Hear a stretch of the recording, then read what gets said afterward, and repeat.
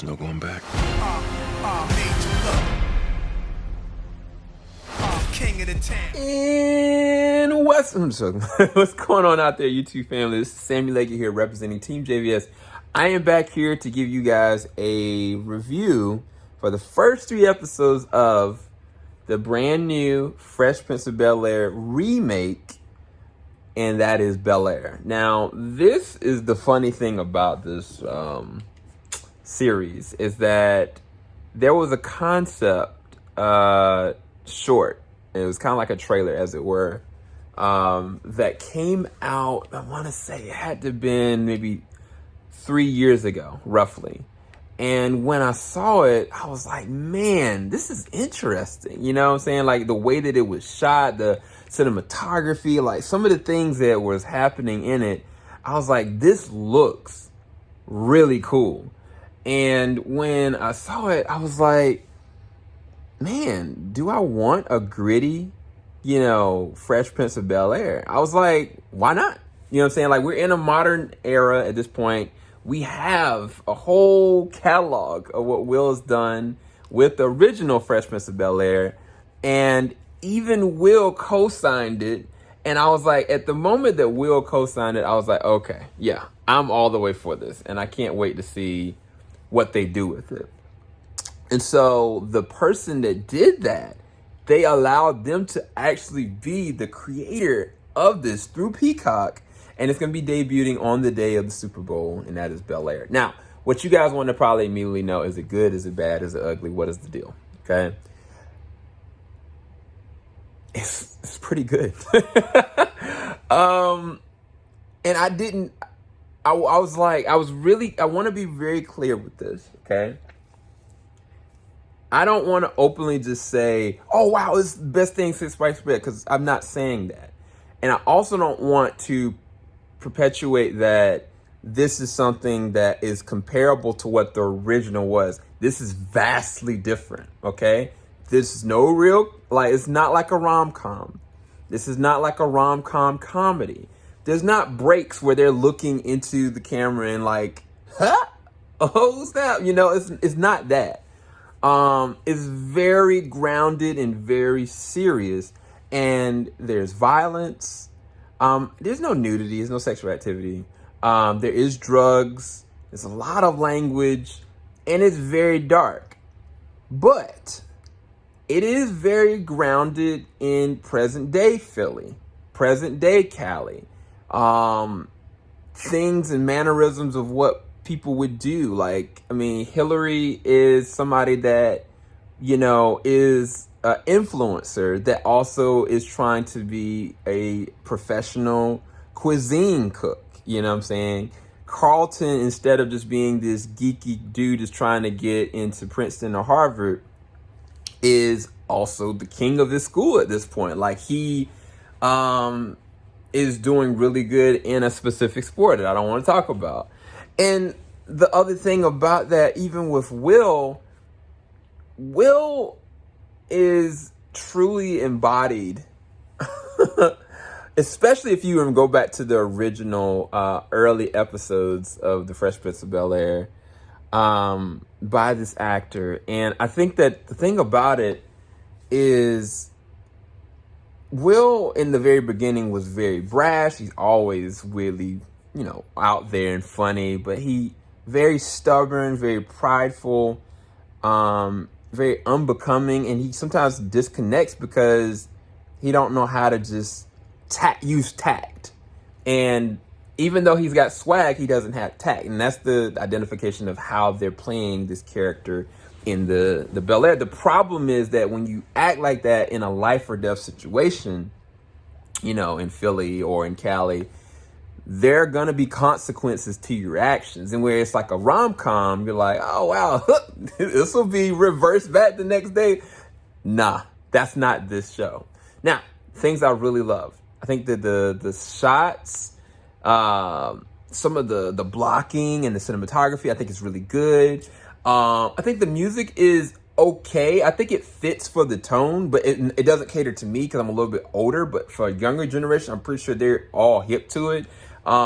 They can connect with it. I think that the characters are more likable than I suspected. Like, even the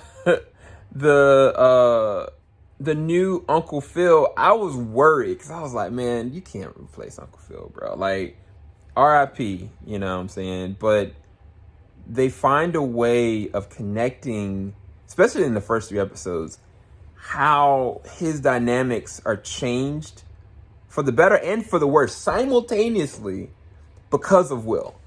And even, how they're handling Aunt Viv is very different, but it's also the same. I think the only critique that I would say, I'll give a critique because I've been kind of gassing this up, and I don't want to gas you guys up because I want you guys to know that, again, I said drug usage. I said language. This is also on Peacock, you know what I'm saying? Like, Peacock is really good streaming service, but not everybody has Peacock. But I do think it's worth you checking it out. But those things are really clearly defined. But I want to make sure you know that there's not going to be these comedic jokes or breaking moments like that. The critique that I would have is that, I kid you not, there are quotes that are from the theme, that are from the show, the original show, that just come out of nowhere. And I'm like, yo, what? What is going on here? And I don't want to spoil anything, and I don't want to spoil... There's things I want to say, but I can't say. But these references and when they come up, like, it's kind of jarring when they just kind of come up out of nowhere. Maybe some people might like it, though. I mean, for me, I was like, man, this serious situation's going on. All of a sudden, you just dropping this, But I think that it's dark, but it's not too dark. It is, sometimes it's a little heavy-handed in terms of what they're trying to perpetuate in terms of the now versus the lessons of then, and versus there's a situation that happens, I think, even early on. It was the first episode with Carlton and Will that takes place in the locker room. And that's a real moment. You know what I'm saying? Like, it's a real... I don't think that it was handled well in terms of how the characters handle it because they're children. But it is a very real, open to topic discussion. But I remember this also being referenced in the show. And so it's kind of like, you know what I'm saying? Like, you got a reference there, but it's kind of like, if it ain't broke, don't fix. I mean, if it's not broke, don't fix it. But I think there's a way, and I think that the delivery and the way they did it is like somebody that's like never seen Fresh Prince of Bel-Air and like, oh wow, interesting. I'm surprised they went there. But there are other things that they do with the characters that you may not like or be vibing with. So just be aware. These are the same characters. At the core, these are the same characters. But they've fundamentally got other overarching issues. Like the relationship between Aunt Viv and Hillary is, oh man, it's rough. But it's coming from a very real place because this really does happen. Will's situation and being put into school and what that actually means and how racially, how that actually looks, and not with the filter that you would normally have on basic cable. Like, that filter is gone. Like, all the words, all the thoughts, all the worries, all the concerns are completely there. But I do think Jabari is doing a really good job.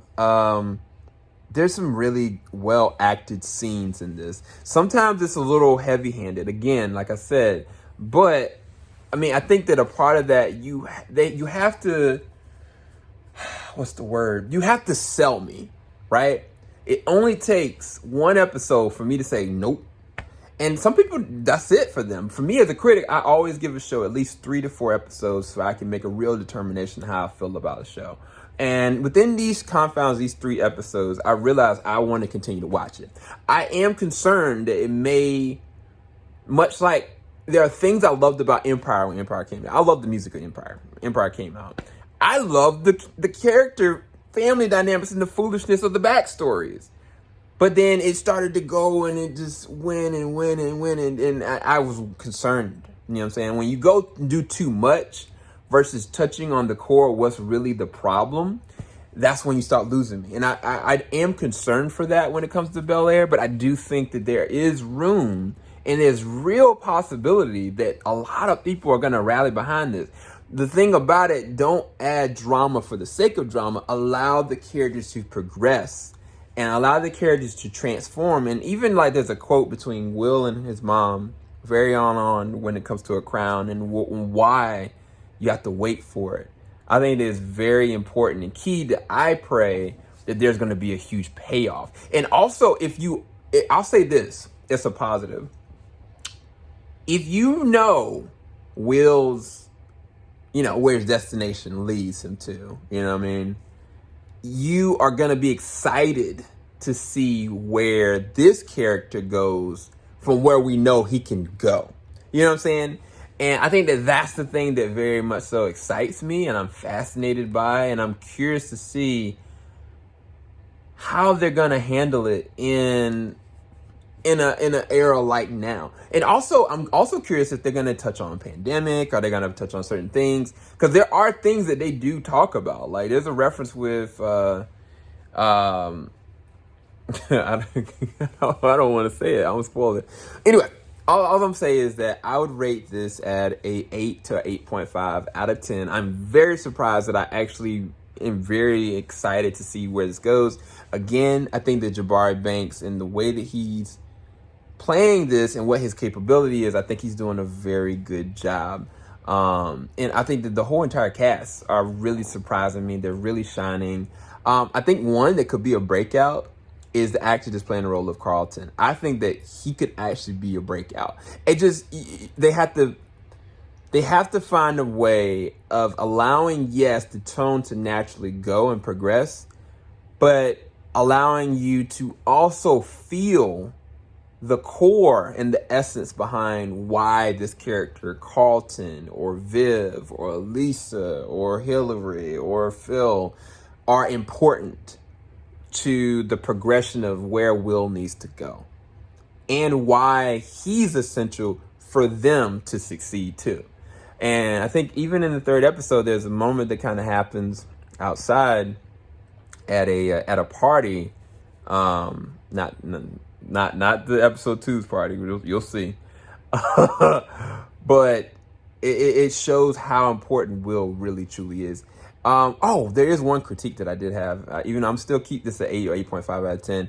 Is the cinematography. Sometimes when it comes to the action scenes of the sporting events, I feel like those could be a little bit better.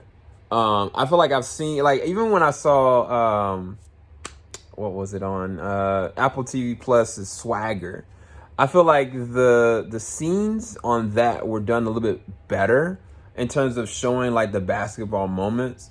And I don't know if it's because like on Swagger they actually really like this is a basketball person, and Jabari or the other actors that are just aren't. I don't know if there's a lot of jump cuts, but it doesn't service well, and especially when I've seen like shows like now Swagger or even like One Tree Hill where there's like long takes, like real moments that kind of happen. That I think that is one thing that I would hope would improve later on, especially with what Will is capable of. Either way, hope you guys enjoyed this review of Bel-Air. I'll talk to you guys more later. Go to the description bar below to find all the actors' names and information, as well as a point of reference to go and check out Peacock if you want to go and possibly check it out. It releases out on the day of the Super Bowl, so you will not forget it. I'll talk to you guys soon. Make sure you like, subscribe, hit that bell button. Talk to you later. Keep it locked. JVS, we ain't gonna stop. Peace, guys.